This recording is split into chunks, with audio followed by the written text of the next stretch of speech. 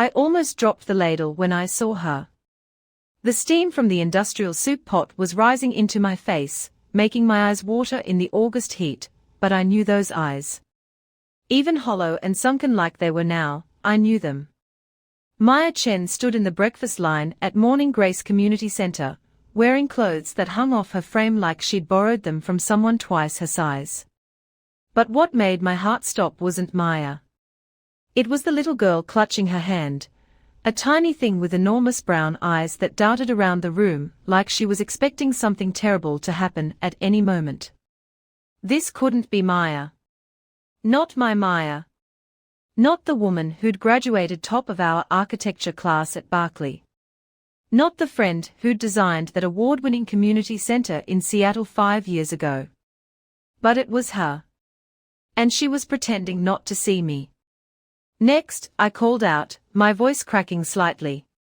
Maya stepped forward, her grip tightening on the little girl's hand. Up close, I could see the details that made my stomach turn.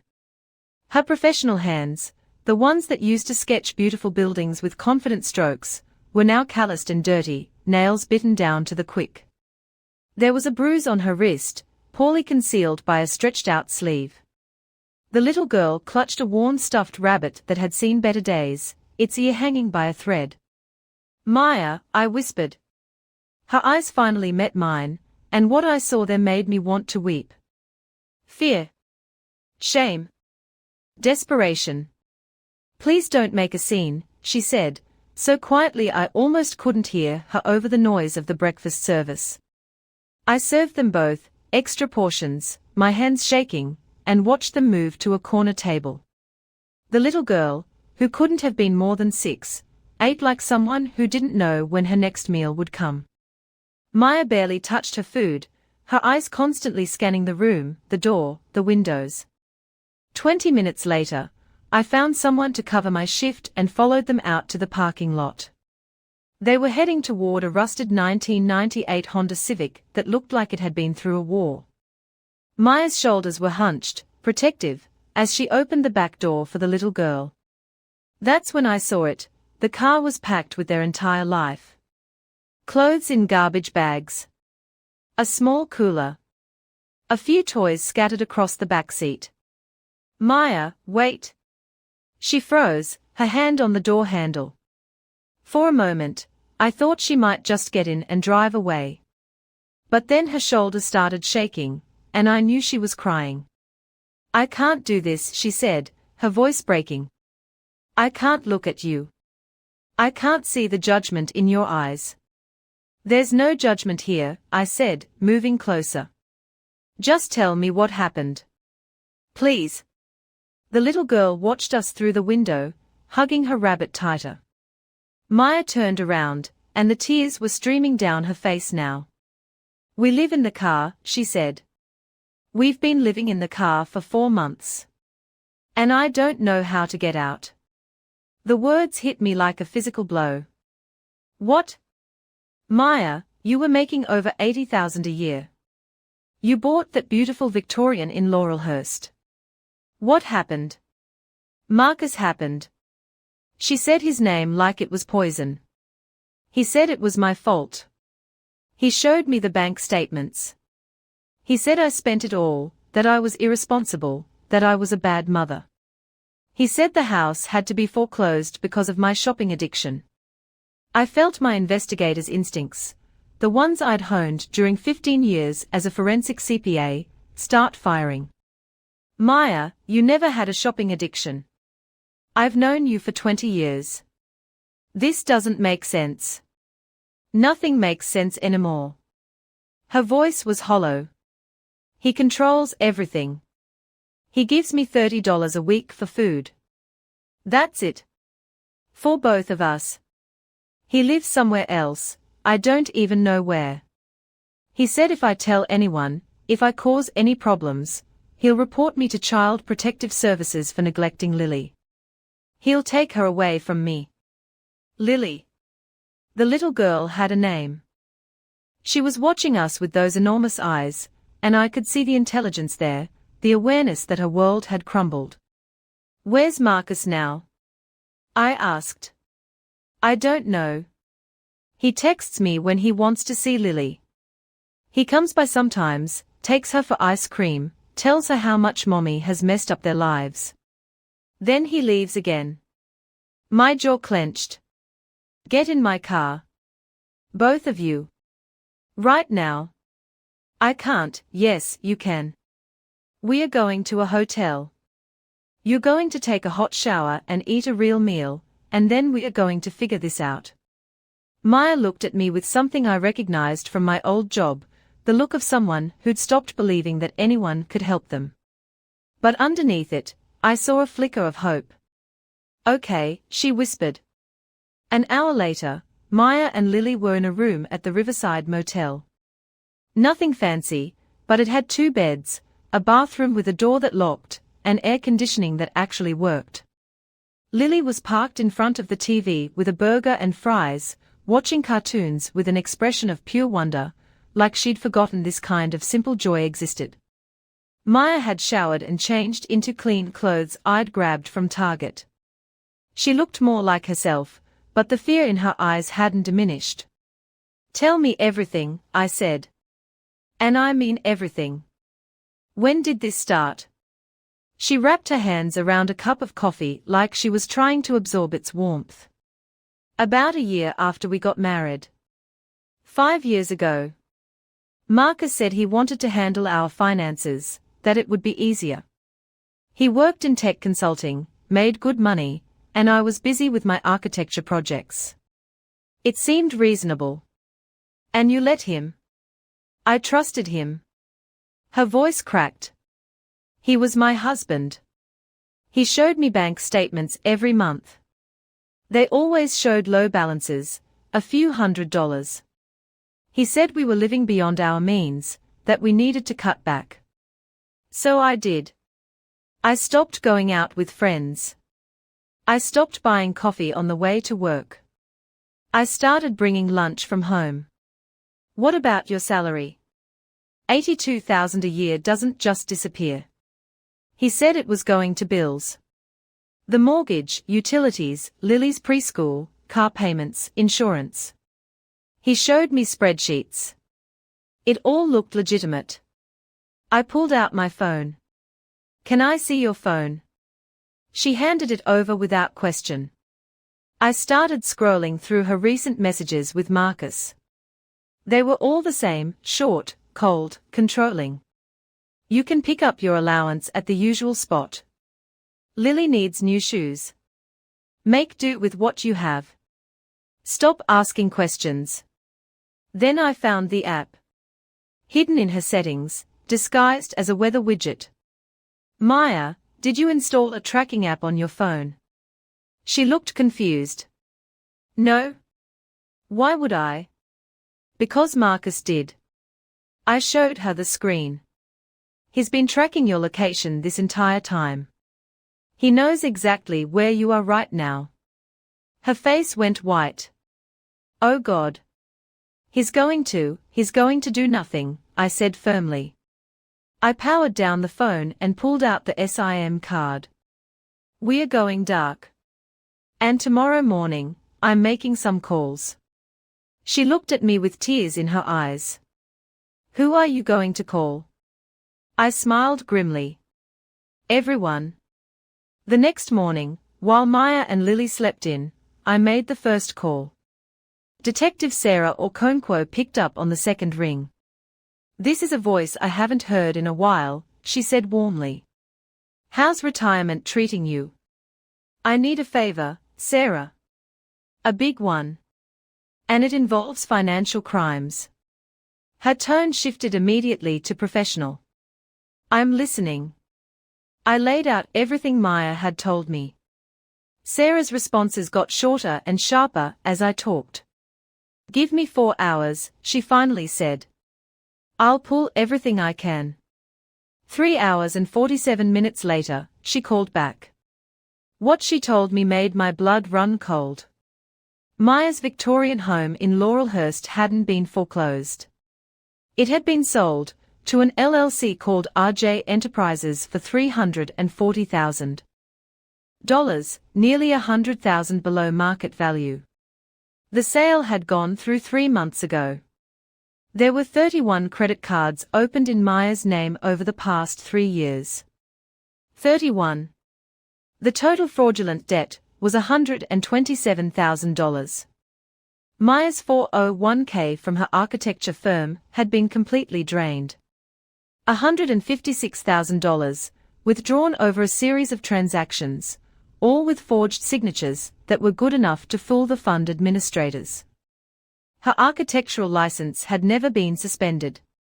That was another lie.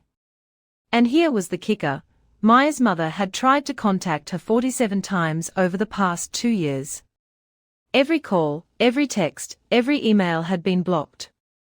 Not by Maya. By someone with access to her accounts. There's more, Sarah said. We ran the address of the Victorian house. Want to guess who's living there now? Marcus. Bingo. And he's not alone.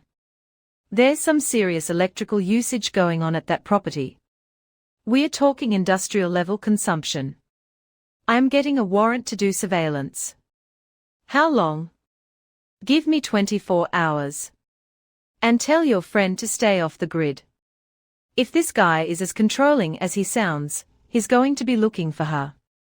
I thanked her and hung up. Maya was awake now, sitting on the edge of the bed while Lily colored in a new coloring book. What did you find? She asked. I sat down next to her and took her hand. Maya, I need you to listen to me very carefully. Everything Marcus told you was a lie. Everything. Your house wasn't foreclosed. He sold it to himself through a shell company. Your 401k wasn't borrowed against, it was stolen. Your architectural license is active. And your mother has been trying to reach you for 2 years. She stared at me like I was speaking a foreign language. That's not possible. He showed me the documents. The foreclosure notice. The suspension letter from the licensing board. The 401k statements. They were forgeries. Very good ones, but forgeries nonetheless. Maya, Marcus has been systematically stealing your identity and your assets for years. This wasn't impulsive. This was planned. I watched her process this, saw the exact moment when denial shifted to understanding, and understanding shifted to rage. Her hands started shaking. My daughter slept in a car, she said, her voice low and dangerous. My daughter went hungry. And he was living in our house the entire time. It gets worse. The police are getting a warrant for surveillance, but preliminary evidence suggests he's running some kind of operation out of that house. Industrial electricity usage. We're talking about something big. What kind of operation? We'll know soon. If you're watching this and thinking about someone you know who might be in a similar situation, please hit that subscribe button. Financial abuse is one of the most invisible forms of domestic violence, and the more people who understand it, the more victims we can help. Now let's get back to what happened next. 24 hours later, Sarah called with the surveillance results. I put her on speaker so Maya could hear. You're not going to believe this, Sarah said. The Victorian house is the headquarters for an illegal cryptocurrency mining operation. And I mean major league. There are server racks in every room, industrial cooling systems, the works. The estimated value of the equipment alone is over $400,000. Maya's mouth fell open. Cryptocurrency mining. Marcus doesn't know anything about cryptocurrency. Maybe not, but his cousin Jackson does. We've got footage of both of them coming and going. They are also running what looks like a money laundering operation. Fake invoices for architectural consulting services, all in your name, Maya. They are using your professional reputation to secure business loans and lines of credit, then funneling that money through cryptocurrency transactions to clean it. Wait, I said. Architectural consulting in Maya's name. She hasn't worked in months. Exactly. They've created an entire fake consulting business. Websites, client testimonials, project portfolios, all sophisticated enough to fool lenders. They've secured over $200,000 in business loans in the past year alone.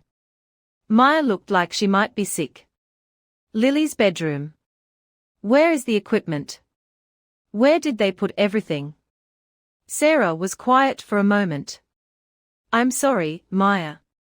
Your daughter's bedroom is now a server room. We have footage of the interior. The sound that came out of Maya was inhuman. She stood up, walked to the bathroom, and I heard her throwing up. When she came back out, her face was set in stone. I want him destroyed, she said. Whatever it takes. I want him to lose everything the way he made me lose everything. That's where I come in, said a new voice on the call. Patricia Morrison, one of the best family attorneys in Portland. Sarah looped me in this morning. Maya, I'm going to file emergency custody papers today. Marcus will never see Lily unsupervised again. And we are going to get your assets back. All of them. Over the next 72 hours, we built a case that would make a prosecutor weep with joy. David Winters, a private investigator with a talent for following cheaters and fraudsters, documented Marcus's lifestyle. The luxury apartment in the Pearl District. The expensive dinners with a woman who wasn't Maya. The cryptocurrency conferences, where he presented himself as a successful tech entrepreneur. But here's where it got really interesting. The forensic analysis of the financial records showed something that made even Sarah pause. Marcus had been planning this for 6 years. Since before he even married Maya.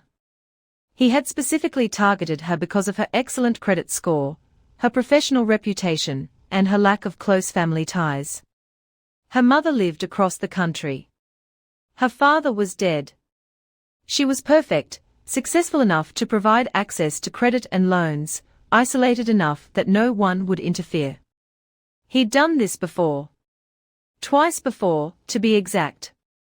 2 other women in 2 other cities. Both architects. Both with excellent credit. Both left financially ruined while Marcus moved on to the next mark. But this time, he'd gotten greedy. This time, he'd connected to a larger criminal organization that was using the cryptocurrency operation to launder money from drug trafficking. The FBI was already building a RICO case.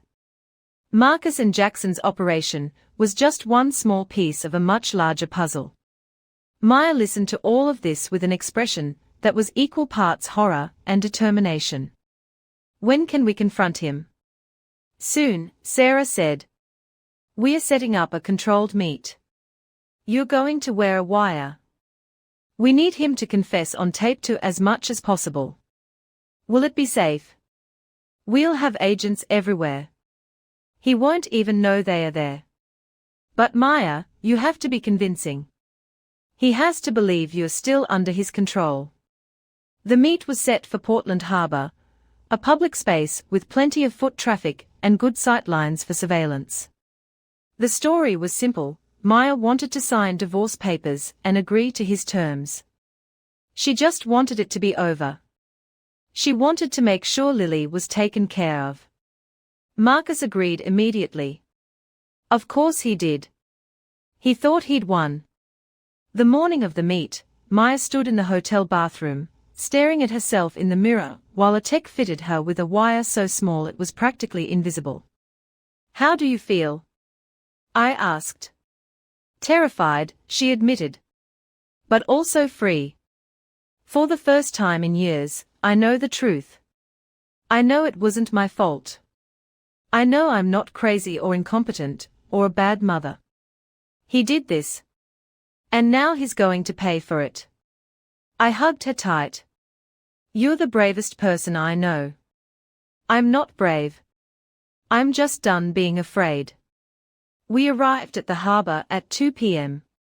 The sun was bright, glinting off the water. Families were walking by with ice cream. Joggers passed on the waterfront path. It looked like any other beautiful Portland afternoon. Marcus was already there, sitting at a picnic table near the water. And he'd brought company, the woman from the surveillance photos. She was wearing Maya's jewelry. I recognized the necklace Maya had inherited from her grandmother. Maya's jaw tightened, but she kept walking. I stayed back, watching from a bench 30 feet away, along with at least a dozen undercover agents scattered throughout the area.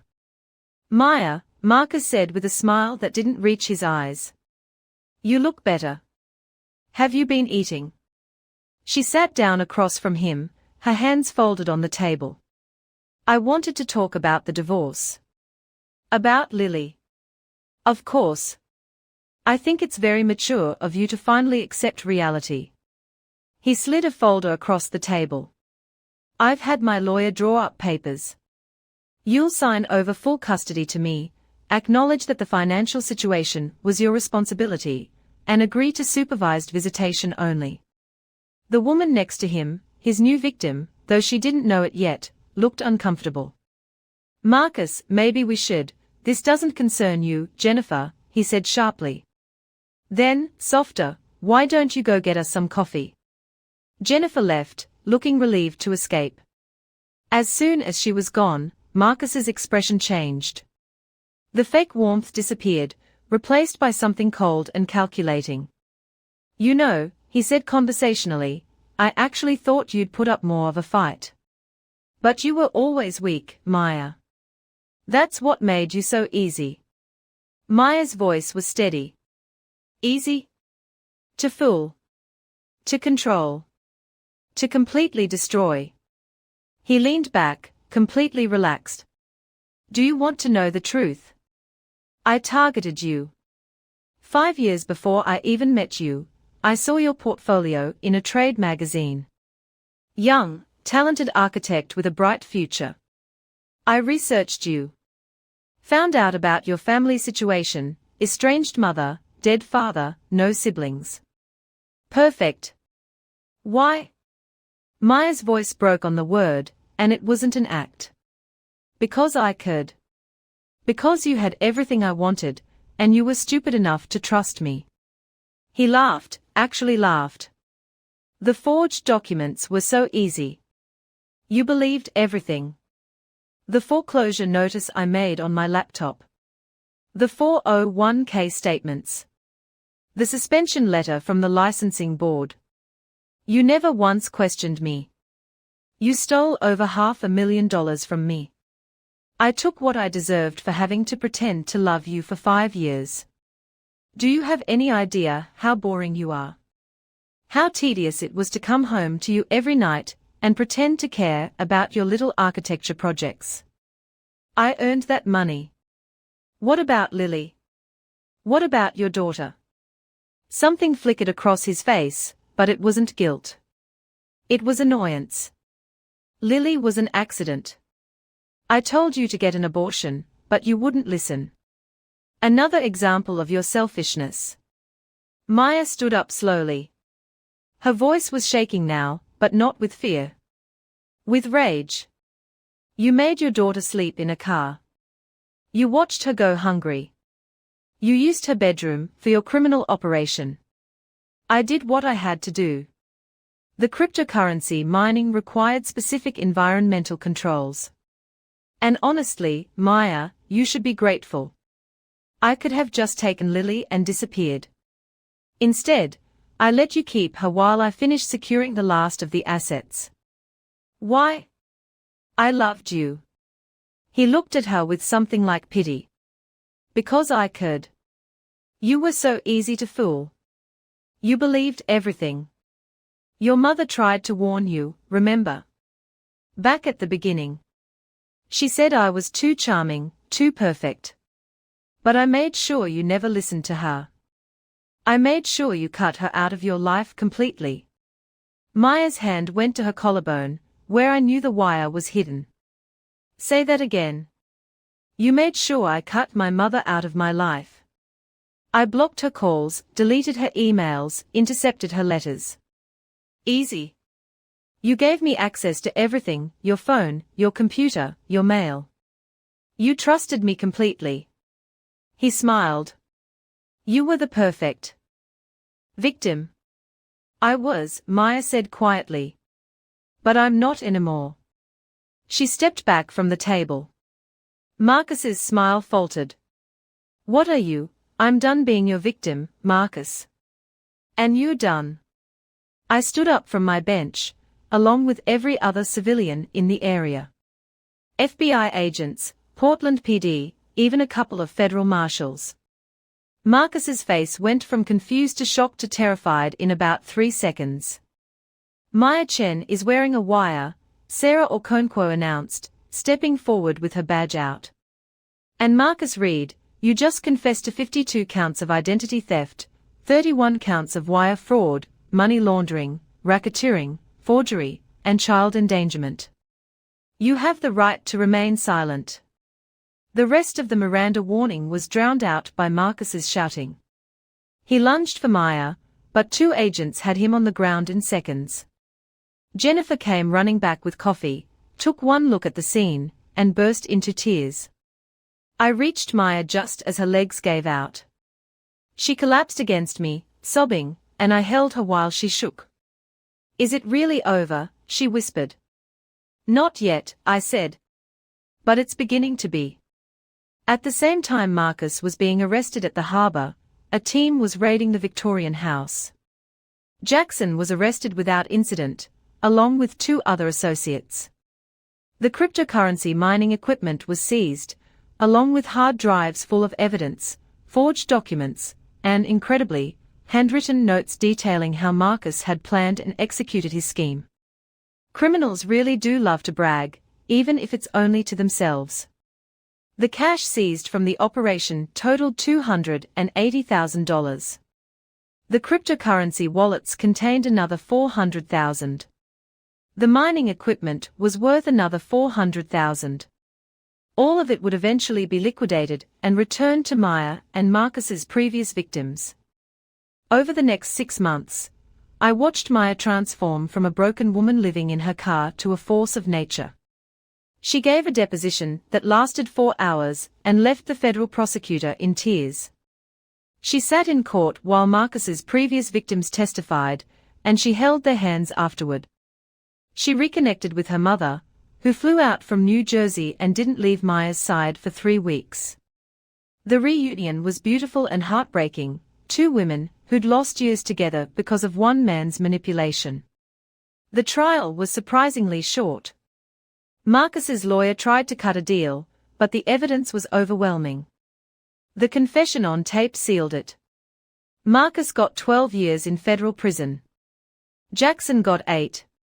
The other associates got varying sentences. The restitution order was comprehensive. $683,000 total, plus the return of the Victorian house, plus the restoration of Maya's 401k with interest, plus the erasure of every fraudulent debt from her credit report. If you've made it this far in the story, do me a favor and drop a comment below telling me what you would do in Maya's situation. Would you have confronted Marcus? Would you have trusted the system to work? And please, share this story. You never know who might need to hear it. By September, Maya and Lily moved back into the Victorian house. The community rallied in a way that still makes me tear up. Neighbors came with paint and brushes. Maya's architecture colleagues showed up with furniture and plants. Someone organized a fund to help with repairs and renovations. Lily's bedroom was completely redone. Where there had been server racks and mining equipment, there was now a canopy bed painted to look like a castle. Maya's colleague had designed a reading nook with built-in shelves. The walls were covered in murals of forests and fairy tales. The day they moved back in, Lily ran through every room, touching the walls, laughing for what seemed like the first time in months. Maya stood in the kitchen, her kitchen, and cried. I can't believe it's really over, she said. It's not over, I told her gently. It's just beginning. She looked at me, confused. The healing is just beginning. The rebuilding. The life you're going to have from now on. A year later, almost to the day, I stood in Maya's backyard watching Lily's 7th birthday party. The yard had been transformed into a fairy garden, complete with twinkling lights, flowers everywhere, and a small water feature Maya had designed herself. Lily ran past wearing a princess costume, followed by half a dozen friends from her new school. She was laughing, carefree, completely unaware that a year ago she'd been sleeping in a car and going hungry. Maya's mother was teaching a group of kids how to plant tomatoes in the community garden bed. Detective Sarah Okonkwo was attempting to put together a dollhouse while Patricia Morrison supervised with amusement. Maya found me by the fence, where I was watching it all with a satisfaction I couldn't quite name. "Thank you," she said simply. "You don't have to thank me." "Yes, I do. You saved my life. You saved Lily's life. You gave us our future back." I put my arm around her shoulders. "You saved your own life, Maya. You found the strength to ask for help. You found the courage to fight back. You did that." She was quiet for a moment, watching Lily chase butterflies. "A year ago, I thought my life was over. I thought I'd lost everything, my home, my career, my dignity, my daughter's childhood. Marcus didn't just steal my money. He stole my voice, my trust, my sense of self. But he couldn't steal what made you strong in the first place," I said. She smiled, a real smile, the first genuine one I'd seen in years. "No, he couldn't. And you know what? I'm volunteering at Morning Grace now. Twice a week. I'm helping other women who are going through what I went through." "How's that going?" "It's hard. Every story breaks my heart. But it also makes me grateful. And it makes me feel like this nightmare had a purpose. Like I can take what happened to me and use it to help someone else." "Have you heard anything about Marcus?" Her expression hardened slightly. "He tried to send a letter through his lawyer. I sent it back unopened. I don't need to hear anything he has to say. He's in prison. I'm here. Lily's happy. That's all that matters." We watched as Maya's mother brought out an enormous birthday cake shaped like a castle. Lily's face lit up like Christmas morning. "I planted a tree," Maya said suddenly. "Last week. Out front. A Japanese maple. That's beautiful. Any particular reason?" "It's a symbol of new growth. Of resilience. Every time I look at it, I want to remember that even when you're cut down to almost nothing, you can grow back. You can be beautiful again. You can be strong." I felt tears prick my eyes. "You were always strong, Maya. You just forgot for a while. Maybe. Or maybe I had to be broken down completely to discover what strength really meant." As the sun began to set, casting golden light across the yard, Maya gathered everyone together. She stood on the porch with Lily beside her, and the conversations quieted. "I want to say something," Maya began, her voice clear and strong. "A year ago, my daughter and I had nothing. We were living in a car. We were going hungry. We had lost everything I thought mattered, our home, our security, our future." She paused, looking around at all the faces watching her. "But I was wrong about what mattered. What matters is right here. The people who showed up when I had nothing to offer them except my brokenness. The friends who became family. The strangers who became friends.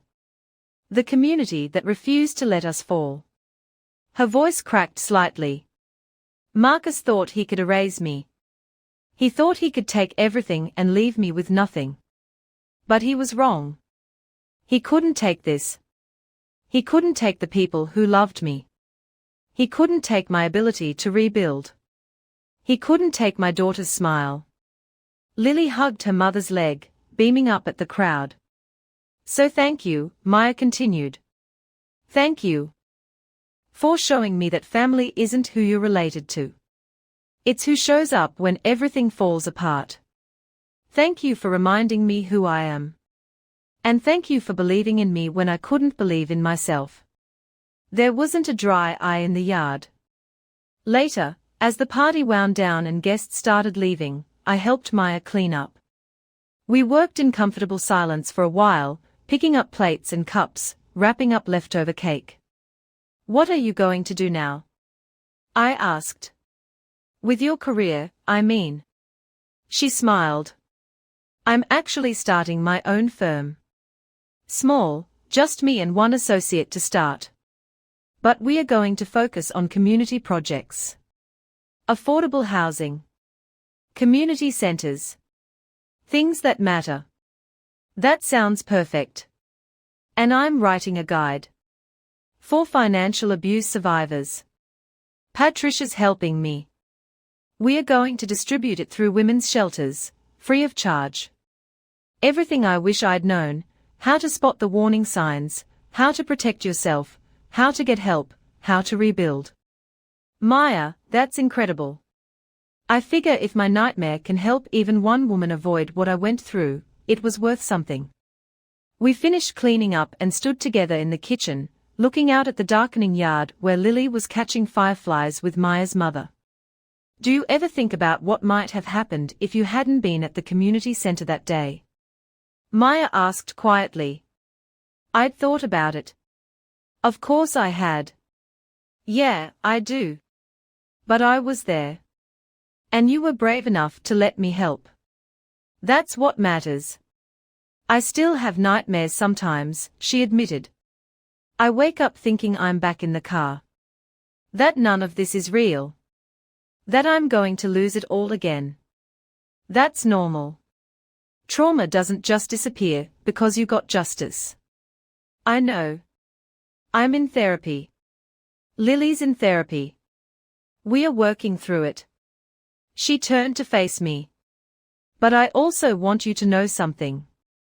Every day that I wake up in this house, every time Lily laughs, every time I look at that maple tree growing in the front yard, I remember that I survived. Not just survived.